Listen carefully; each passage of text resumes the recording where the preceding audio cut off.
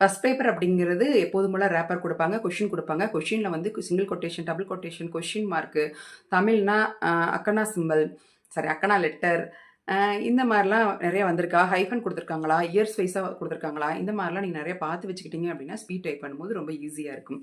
அதுக்காக நம்ம என்ன செய்வோம் அப்படின்னா, ஸ்பீட் கொடுத்த உடனே நீங்க அதோட ரீட் பண்ணிக்கோங்க அப்படின்னு சொல்றது. பேப்பர்லாம் இன்சர்ட் பண்ணி ரெடியா இருக்கணும். பின்னாடி மார்ஜின் வந்து 10-75 இருக்கான்னு செக் பண்ணிக்கோங்க. டிக் வந்து 2ல தான் வச்சு நம்ம டைப் பண்ணணும். 2ல இருக்கான்னு ஒரு செக் பண்ணிக்கோங்க. ஓகேங்களா?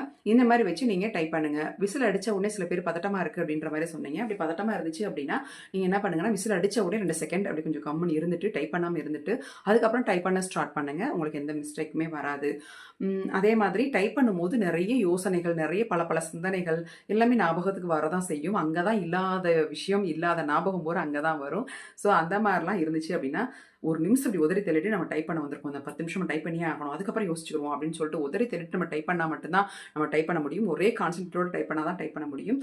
அதனால நீங்க ஸ்பீட் டைப் பண்ணும்போது ஏதாவது ஞாபகங்கள் வந்தா அதெல்லாம் தூர தள்ளி வச்சிருங்க. வேற எத பத்தியுமே சிந்திக்கக்கூடாது.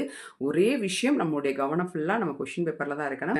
பேப்பர் ரேப்பர்லாம் ஃபில் பண்ணி டைப் பண்ணி முடிச்சுட்டு பேப்பரை கட்டி கொடுத்துட்டு வர்ற மாதிரி இருக்கும். இதுல எது ஒண்ணு மிஸ்டேக் நடந்தாலும் இன்ஸ்டியூட்காரங்கள தான் ஆஃபீஸ் ரூம் கூப்பிடுவாங்க.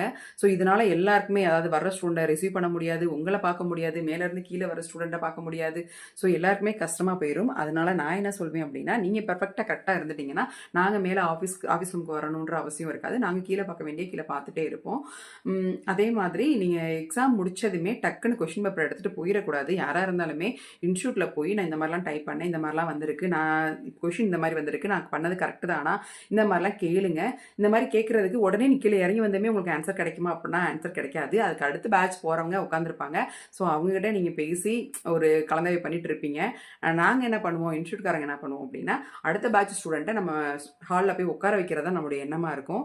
ஸோ அதனால அவங்களுக்கு போய் மிஷின் இருக்க இடத்த போய் காமிச்சிட்டு வர்ற வரை நீங்கள் கொஞ்சம் வெயிட் பண்ணுற மாதிரி தான் இருக்கும். வெயிட் பண்ணிவிட்டு அதுக்கப்புறம் நீங்கள் எந்த மாதிரிலாம் உங்களுக்கு உள்ள நடந்த ஒரு எக்ஸ்பீரியன்ஸை சொல்லிட்டு போனீங்கன்னா தான் அந்த விஷயத்த நல்லதை எடுத்துக்கிட்டு கெட்டது வந்து நடக்க விடாமல் அடுத்தடுத்த பேட்சுக்கு நம்ம சொல்ல முடியும். சரிங்களா? மிஷினே வந்து ஸ்ட்ரக் ஆயிடுச்சு, மிஷின் வந்து என்னால் ஒர்க் பண்ண முடியல, நான் டக்குன்னு எந்திரிச்சு சொன்னேன், அவங்க வந்து எனக்கு சரியாக சரி பண்ணி கொடுக்கல, இல்லை உடனே சரி பண்ணி கொடுத்துட்டாங்க, ஏதோ ஒரு விஷயம் அந்த ஹாலில் வரவங்களுக்கு ஒரு எக்ஸ்பீரியன்ஸ் கிடைக்கும். அதை கண்டிப்பாக நீங்கள் சொல்லுங்கள். சொன்னால் தான் அடுத்த பேட்சுக்கு ப்ரிப்பேர் ஆக முடியும். ஓகேங்களா? அதுக்கப்புறம் சொன்னதுக்கப்புறம் கொஷின் தேவைன்னா கொஷினை நீங்கள் கொடுத்துட்டு கூட போகலாம். ஏன்னா அப்போ தான் அந்த கொஷினை வச்சு தான் அடுத்த பேட்சுக்கு நம்ம ட்ரைனிங் கொடுக்க முடியும்.